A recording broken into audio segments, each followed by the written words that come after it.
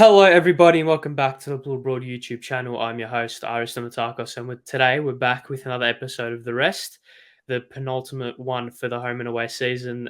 I'm joined, as always, by Nathan, and after a traumatic, I think is the best way to call it, weekend, you join me once again. Once again, have you recovered from Saturday night? I'm nearly there. It was hard to get up for this episode, knowing just what's happened. But look, we can only move forward in the worst way possible. But we're here again, and we're going to discuss every other team's wins, except ours. But we move forward. Yeah, I'm glad I'm not Terry, and I don't have to review that game or speak about that game anymore. But of course, we'll touch on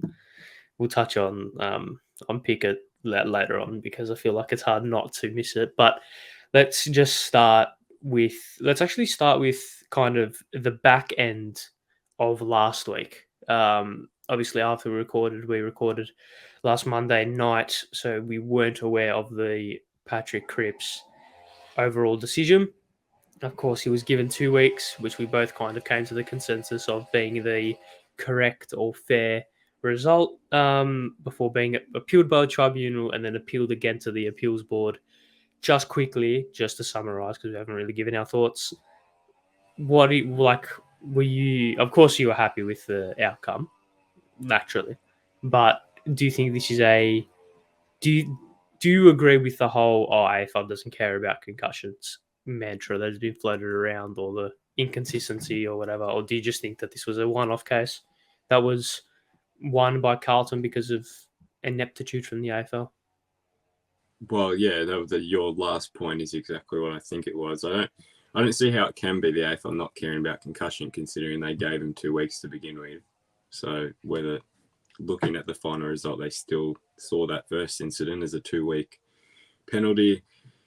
It was really down to the AFL's mistakes in that tribunal, and I really couldn't understand what was going on in that appeals thing. I don't think anyone could, which was pretty poor in terms of the coverage. I was sort of sitting there reading and just not making much of it. And Although shout out to David Zeta from Fox Footy, because he did yeah, carry. he was the MVP of the night. I think we should be able to listen to it, or maybe not watch it because I feel like that's probably intrusive, but at least listen to it or have a pretty in depth transcript. But yeah, I get what you mean. The coverage wasn't great. Yeah, well, you'd think in 2022 you'd have something to listen to, or at least just just an online transcript that keeps updating. But look, doesn't matter. We got the result for at least the Blue supporters. It's been interesting seeing different sides of the story from different supporters. What do you make of Melbourne fans booing him right at the start of the game? Carl, I, apart from murderers, I don't know how you can get booed for having good lawyers, but it is what it is. I mean, it's footy. It's the gamesmanship. It is what it is. I expect it on Sunday afternoon as well, against Collingwood. So, although I would say it's not Krupps's fault he got off. You know, No, he wasn't in the courtroom. Kind of, he's not a lawyer. So no. yeah, I don't know. Yeah, it's the gamesmanship of footy. Langdon got tackled, got a bath against the Pies for what he said. It happens. It's footy. It's probably good. I think. Maybe not good because you don't want people booing each other, like we saw that with Ginnivan over the weekend as well. But it's the gamesmanship, I think.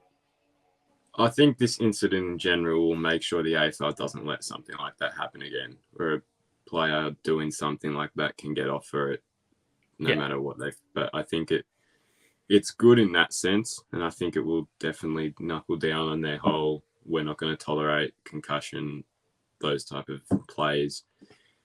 It's one of those ones we'll look back in probably 2 or 3 years and think it might have changed the course of how the tribunal works and what suspensions are being handed out for those type of acts.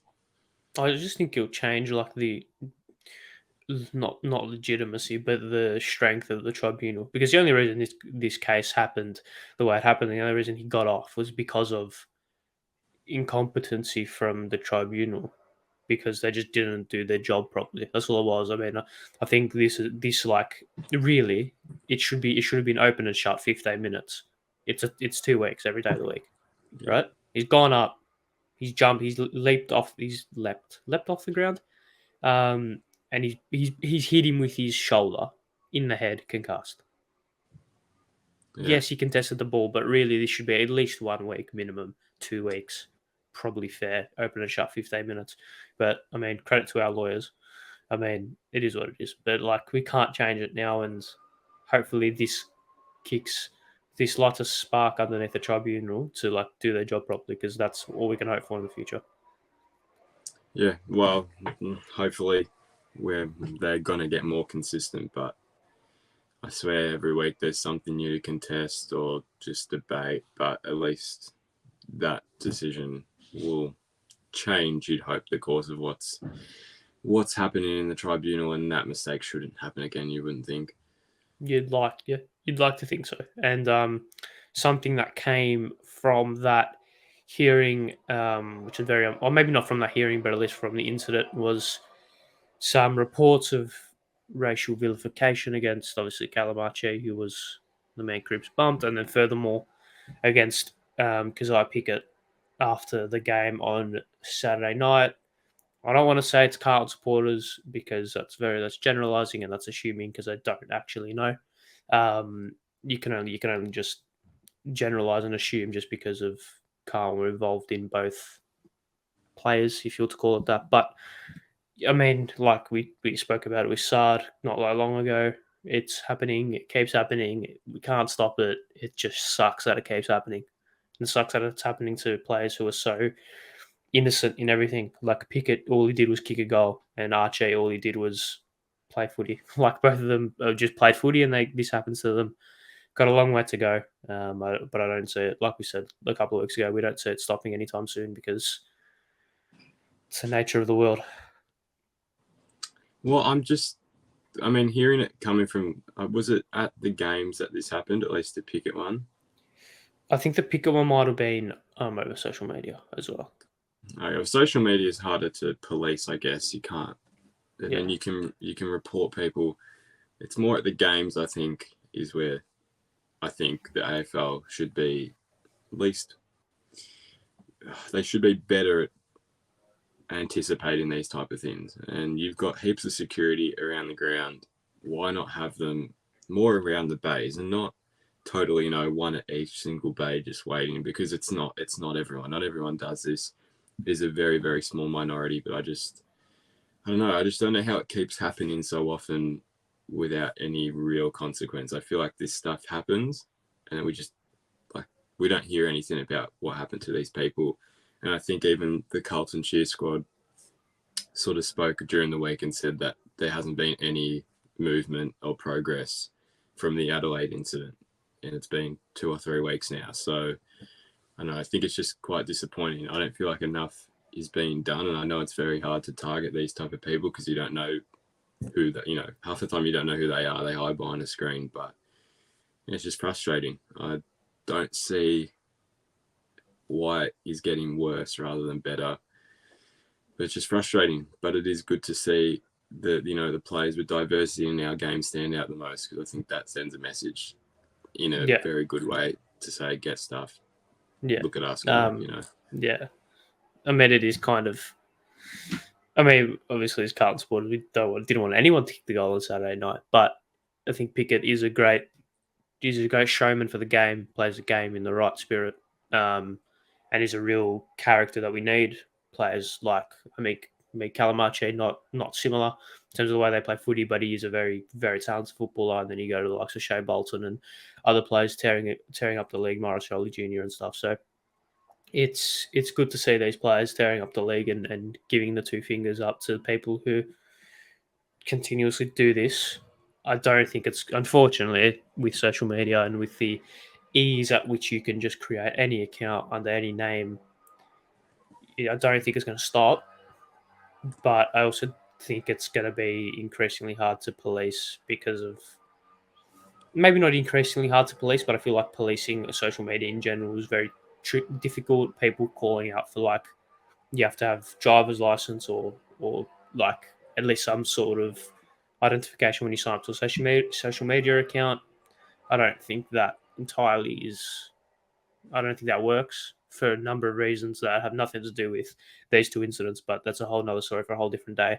I feel like it's a very complex issue that is going to need time to solve rather than someone who's smart. It's going to need time to solve, and it's going to need society to kind of naturally evolve with social media for the natural solution to come about, I think. But I don't see it happening anytime soon, unfortunately. Yep, I agree. It's frustrating as it is. Yes, We keep okay. saying we hope it gets better, but we just never know, unfortunately. That's all we can do. All we can do is hope because, like I said, it's it. I doubt it's going to happen anytime soon. Put it that way. Despite how unfortunate that is, but let's move on to the actual football, and let's move on to let's preview the final round. I feel like that's probably the best way to do it. Of course, Collingwood fell for the first time in 11 games over the weekend to the Swans. I feel like this was the game that everyone thought they were gonna lose regardless if it was gonna snap the streak or not. Everyone kind of thought that the Swans were going to be too much for the Pies over there. So I think that leads to a bigger question: which side has the most jeopardy heading into the final round? Maybe apart from Carlton, because they're the team that can lose. They're the only team that can lose a final spot. So by virtue of that, they're the only team. Well, they are the team with the biggest jeopardy because they're the only team that can lose a final spot. But apart from Carlton, which team has the most pressure on them riding into the weekend? Nathan, what are your thoughts? It's a hard question, and I've been thinking about how do you look at this, because I think the pre-finals bye hasn't been decided, and I've got the fixture here, and all the finals dates are TBC, which means they don't know. Obviously, they don't know when they're putting in that pre-finals bye. So realistically, I think the most pressure is your teams who are probably on a win streak / in that top four. So a team like Sydney, who they probably look, St Kilda's season is not mathematically over, but they still have something to play for in a sense. So, losing a game like that, a week off, do they lose all their momentum? And I think you could probably say the same with a team like Brisbane. It's a very difficult one to say, because no matter who goes in with the most momentum, I feel like it could all change. And even a team like Melbourne, who hasn't been playing very well at the moment, they could win on Friday night and get back, and then it just all goes away. It's a tough one. It's a very tough question, but on it's just hard to say. I think the most pressure is definitely on the teams who need the home final.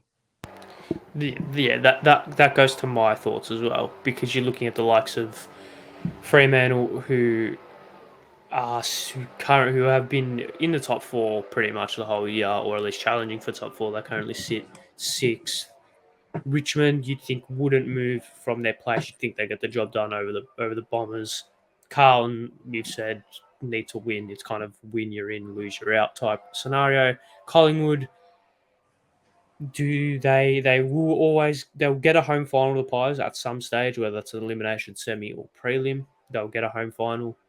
So is there pressure for them? Is top four now an expectation for them, considering the run that they've been on? Is the pressure going to be on them, saying that they need to make top four?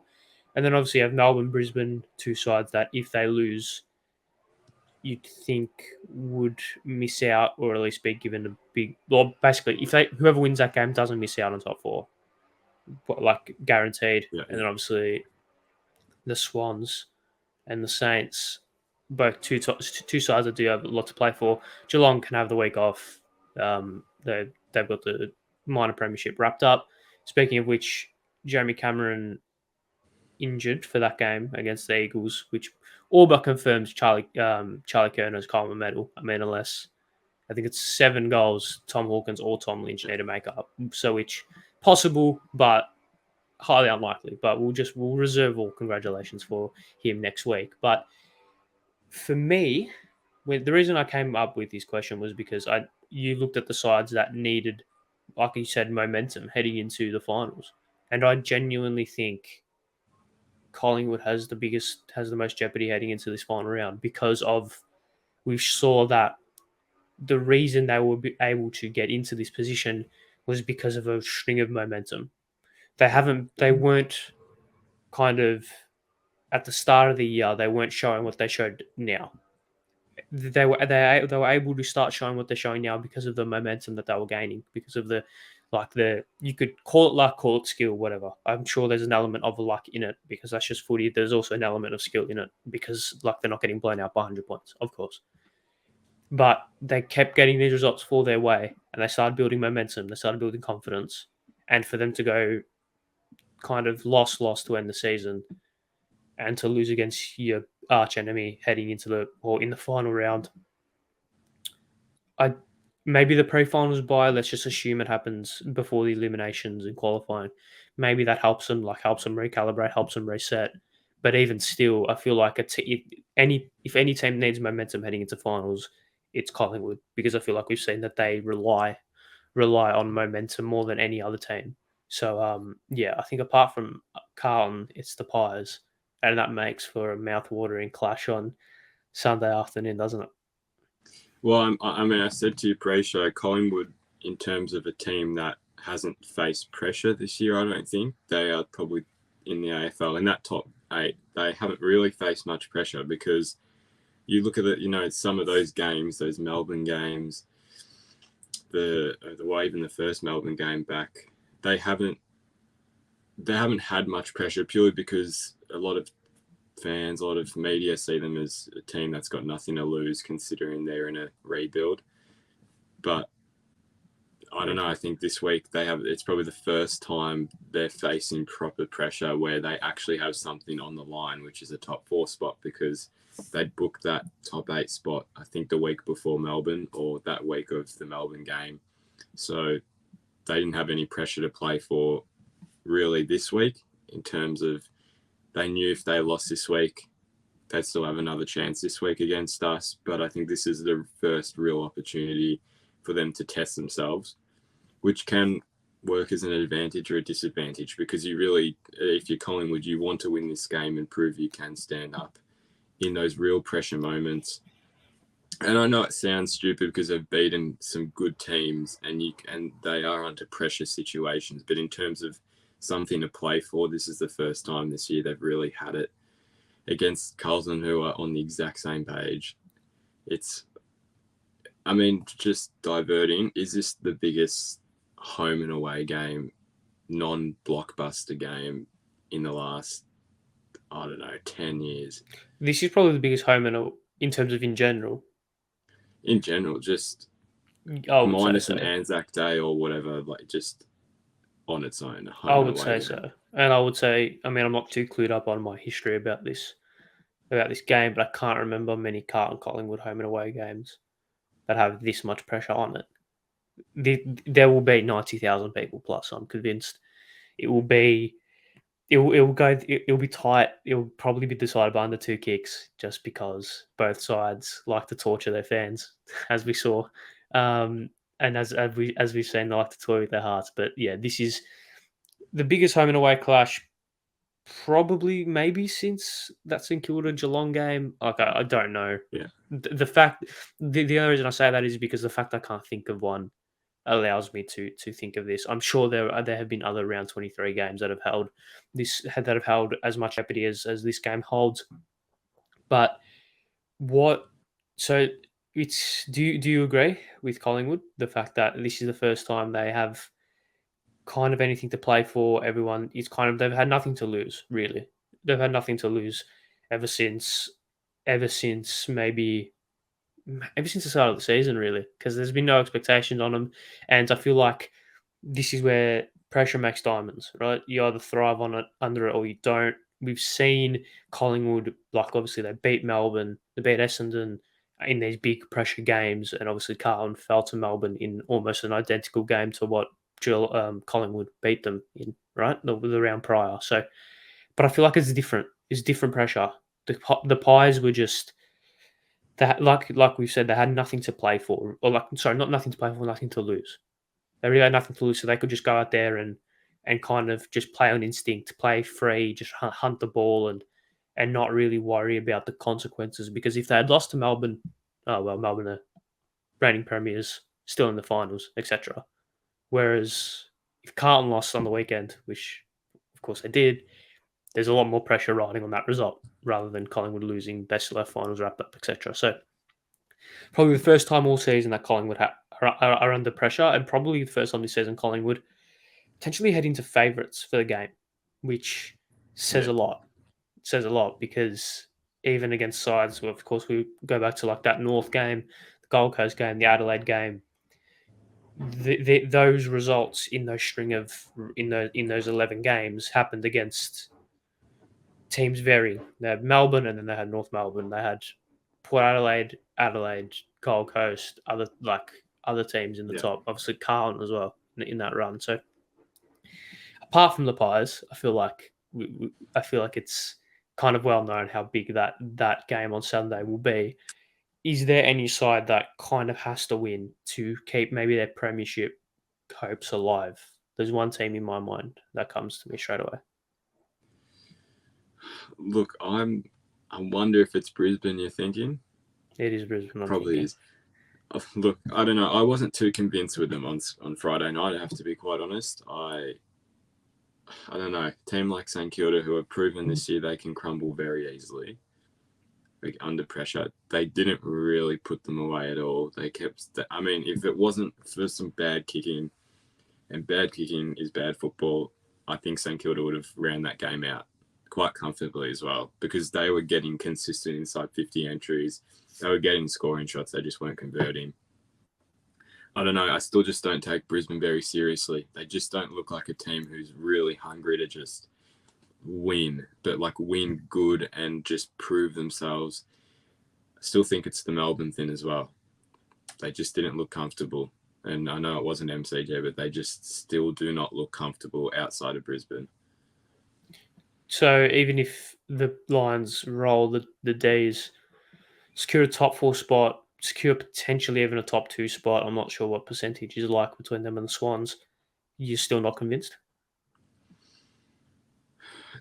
It's hard to say, because I'm convinced when they play in Brisbane, they know that ground better than anyone else, and you can say that with the Perth teams, Adelaide teams, all the interstate teams know their grounds better than anyone else, and that's why they will win heaps more games in their home state than they do in Melbourne. Because if they got a home qualifying, I'd back them, but not because I thought they're the better team. They are just the better team in Brisbane. I don't think they'll finish top 2 unless Sydney lose. I think Sydney's percentage is just better, and Sydney have an easier opponent than Brisbane do. Yep. So I wouldn't see Brisbane winning by enough to just get their percentage so high that Sydney couldn't chase them. It'd be very interesting because, I mean, it's all predictions, but you say they beat Melbourne, they'll probably play Sydney in a qualifying over there. You wouldn't see anyone beating Sydney. Then they'd probably play a Melbourne team in Brisbane, and then probably have to go back to Melbourne if you're assuming Geelong makes a prelim. So tough situation for them. I just don't think they're going to get anywhere if they don't overcome the whole Melbourne scenario where they just can't win here. I think the thing they need is, regardless of if they get a home qualifying, I feel like the qualifying final for them is so important. They win that, they have a home prelim, and like you said, you back them against any team pretty much in Brisbane. If they win that home prelim, which we know they've struggled in the past, but if they do, then they go to the MCG on grand final day, and it's grand final day, right? Records go out the window, history goes out the window. It's 120 minutes of footy. Like, it's a cliche, I know, but you can look back at the history. Like, I'm not sure what West Coast's record was at the MCG in 2018. I know someone like a Liam Ryan hadn't played at the MCG at all that year, and he was one of the key moments, the key players in that game. Just as an example of the ground doesn't really matter on grand final day. So yeah, it is. I think it's Brisbane apart from Collingwood and Carlton. I think if they win, you could put them back in the race. If they lose, I think you can write them off, because if they lose up at home to Melbourne, who have shown vulnerability over the last 2 months, Of course, Collingwood knocked them off. We nearly knocked them off. So to not be able to beat them up there shows to me that they just are one step off yet again this season. But it'll be interesting to see. How do you think the top 8 plays out? How do you think the top 8 ends this time next week? Look, I can probably get onto my ladder predictor right now, and just quickly, I've just looked at Brisbane's home games. They've lost once, and that was to Essendon when they had 9 or 10 out with COVID. But that's it. So was there 11 home games? They've won 9 of them that won to play. So yeah, they look dangerous there. My ladder. Geelong obviously stay at the top. I have Sydney second, Brisbane third. Pessimistic me says Collingwood fourth, and they win. Right. They finish in top 4. Freo fifth. Melbourne drop to 6th if they lose. That's just not where I think. It's just the way it will end up. Richmond in 7th, and Bulldogs get into the 8. I think that's potentially. So in that run, you have Sydney beating the Saints, the Lions beating the D's, Freo beating the Giants, Collingwood beating Carlton, and the Dogs beating the Hawks.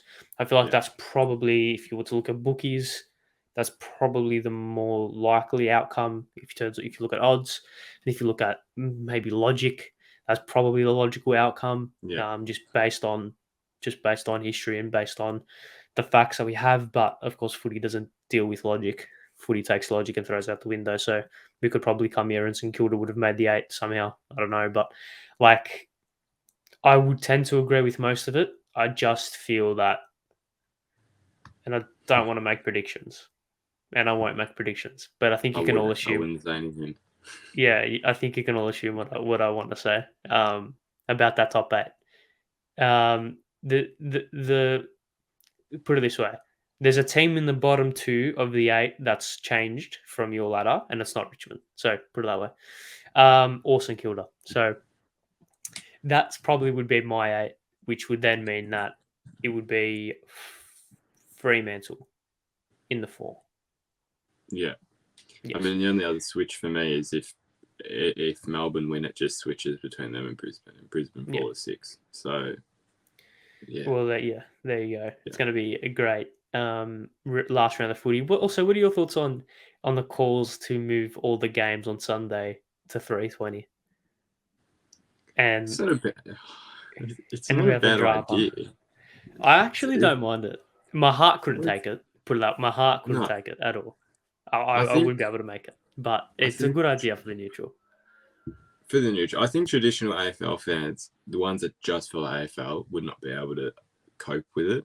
I think like we know what it's like when you've watched, European soccer. It's like you just have to watch a lot of things at once. But I think usually with that type of thing, there's not as many results deciding on the final round. It's usually a first or second or a Champions League spot, which is all the other side of sport. But it would be fascinating. But I think it would be actually much harder to line them up. Whereas soccer, they're all 90 minutes. You might get plus 3, 4, 5 minutes at the end. But this, you could have a game that has the first quarter go for 25 minutes and the other 35, and you're already out by 10 minutes. And it could get larger and larger to the point where you could get to the fourth quarter and a team knows what they have to do because it's been that long.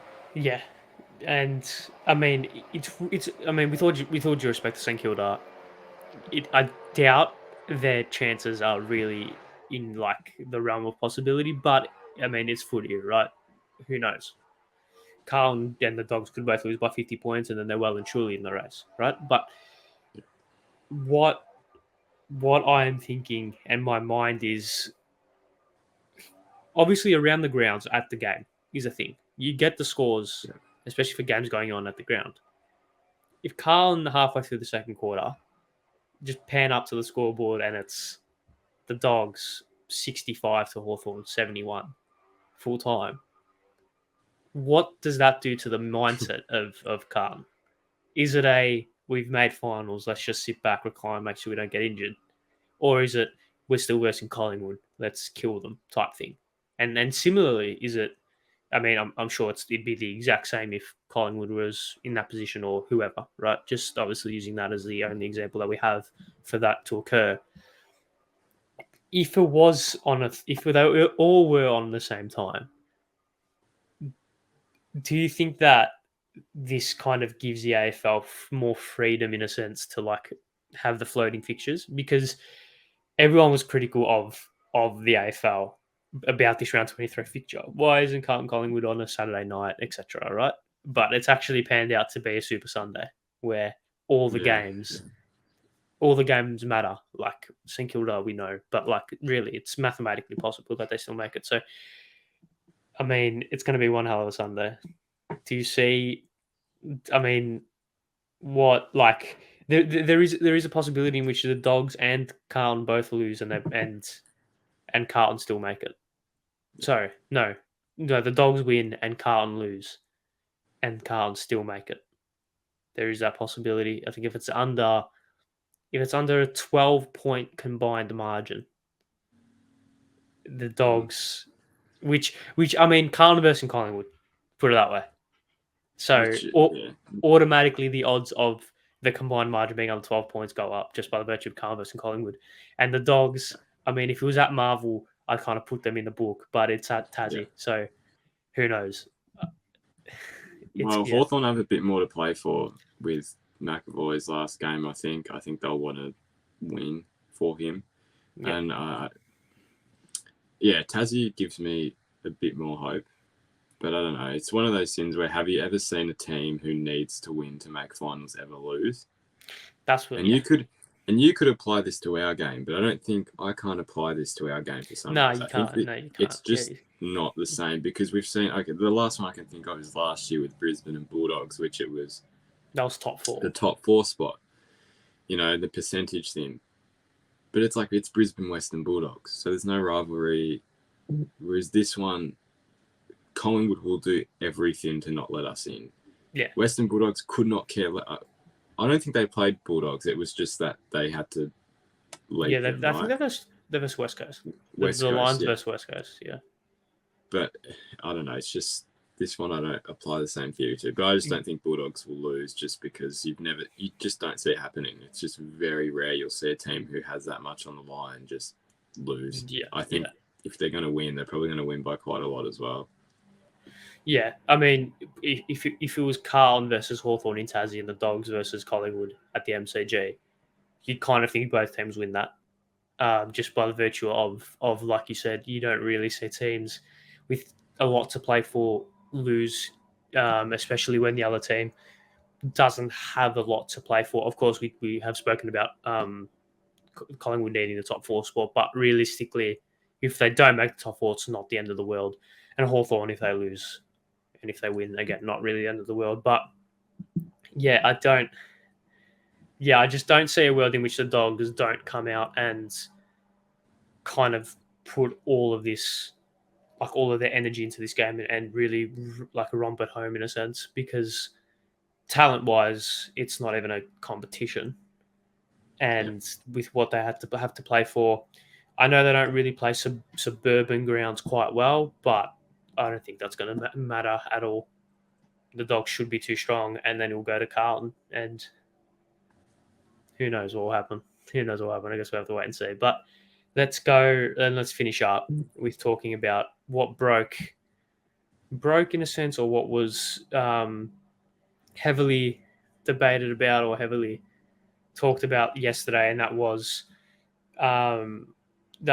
of course the Essendon saga. Of course, Ben Rutten was sacked, then he wasn't sacked, then he was Clarko verbally agreeing, then he didn't verbally agree, then he has verbally agreed. Now, who knows what's going on?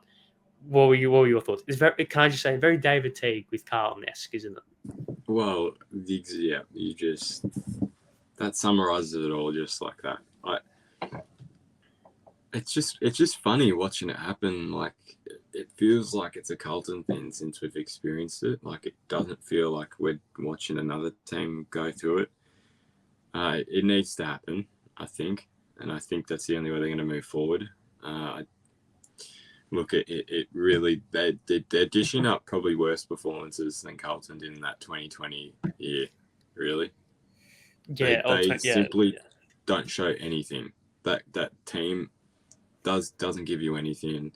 They don't show any fight, and even if they lose, like they don't lose by close margins a lot of the time. They simply just give in when it gets too much. Is it a coach or player thing? I'm not too sure, because sometimes players are just generally not skilled enough.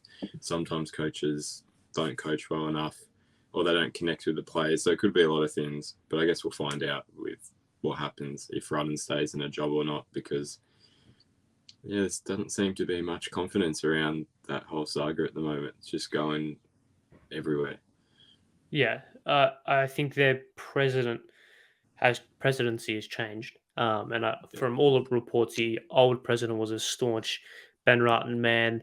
Of course, different president, so obviously different regime. You'd think Clarko is being talked about. I said this with Carlton last year. Should stay very far away from Alistair Clarkson. All with all due respect, he's a fantastic coach. I just don't think. I think he's been out of the game a little bit too. I know it's been a year, but I just don't think having that switch and in his stage of his career will work. Could be proven wrong. I know nothing about football really. So Essendon could get Clarko and they could go on win 4 flags in a row for all I know. But um, I just don't see that. First, I don't see it happening. I think if Clarko goes anywhere, he goes to North, and even if he does go to Essendon, I mean, it fits perfectly. Clarko and Essendon kind of Yeah. feel like they match. I just don't see it working, but then again, I could be proven wrong. It's still early days. We don't know recruitment or whatever. So it's very Essendon though, isn't it? Just based on what they dished up against Port, not really that good. And then for this to happen a day later, it's very very typical of them, isn't it? It summarises their season very well, I think. And, Yeah. I'm not. Look, I think maybe because we experienced it, I'm saying why didn't this happen earlier? But look, they did show some signs a couple of weeks ago, like Yeah, I think they won that like made you three out think. of three out of 4 games Yeah, or something. they beat Brisbane. Oh no, they Brisbane. Anyways, they won a couple. They Swans. look like, okay, they're just building something, and even if it tumbles, even if they start losing again, they look like at least they won't lose by as much. But I don't know. It's just all that development just doesn't look like it even existed anymore. But It is what it is. it is what it is. Now, quick to round up, Clarko, does he coach next year or not? I think it does. I think we've heard too much of his name for him not to be involved in any discussion with any club in that way. And And yeah, I think you can guess my follow up question. Where? where, yeah. I think North. I think he'd be suited well at Essendon. I think their list is I actually go. well suited to what he can develop. Whereas North, like, I don't know what Clarkson can do with that club. Like, because they're still a good couple draft picks in, like, to be able to just get like a core like what Carlton did in 2016, because like that group didn't really start until 2018 2019, but North still don't have that. It's a bit mixed everywhere, and you don't really have like a group that's come up. So I don't know. It'll be interesting. I think he'll land at North, but I think Essendon's the right fit. I think he lands at North as well. Whether it's next year or the year after, I think it should be next year. Whether it's if they go to Tassie or not, I don't know. That's a conversation for a different day. But let's finish up with the moment of the round. And of course, it's the two people above us, starting with Ben Cunnington. We spoke about his return to football in general last week. Return to AFL football this week. Good to see him back doing what he loves, playing well as always. And it's just another. I mean, this year started with a feel good story with Sam Doherty. It's ended with Ben Cunnington. It's great. It's what footy is about, really. As much as we get caught up in the semantics of the who will play finals, who'll do this, who'll do what, who win the flag, whatever. this is really what it's all about, just bringing people together in a sense, and to see Ben Cunnington come from where he's come from to be back playing AFL football is phenomenal. So yeah, it was good to see him running around for the Kangaroos over the weekend. Yeah, I mean, players like Cunnington, Doherty, they set a good standard to players who may have to go through this, that they can get back from it, they can recover, and they're great motivators. So it is great to see them back on the football field, and we hope they stay in good health for a long, long time and don't have to go through anything like that again. Of course, it's number one priority. Footy is just a side. Really, grand scheme of things, it doesn't really matter. We're just happy that they're healthy once again. Of course, we can't go without mentioning the man above you, Nathan, because I pick it as much as it broke our hearts and as much as it's a traumatizing experience. If it was any player on the ground to bob up in that moment to kick it, it'd be because I pick it.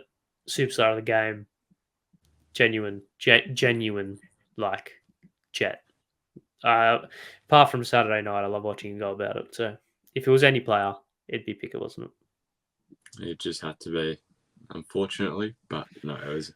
Look, if I wasn't a Carlton supporter and if I was a neutral at that game, it would have been one of the best games like you could have gone to watch. It was just one of those finishes that will be looked back on for a long time, whether we like it or not. But I sort of watched it thinking, wow, this is like I'm witnessing an insane moment. Yeah. But yeah, there were tears coming out of my eyes for not the right reasons. So I was close as well. Bad. And breaking news, well, not breaking news because this will go out Wednesday night, but Robbie Gray will announce his retirement. The showdown will be his final game.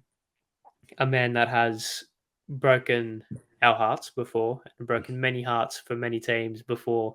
One of the clutchest players in history, especially in modern history, just bobs up at the right times. Always silky smooth.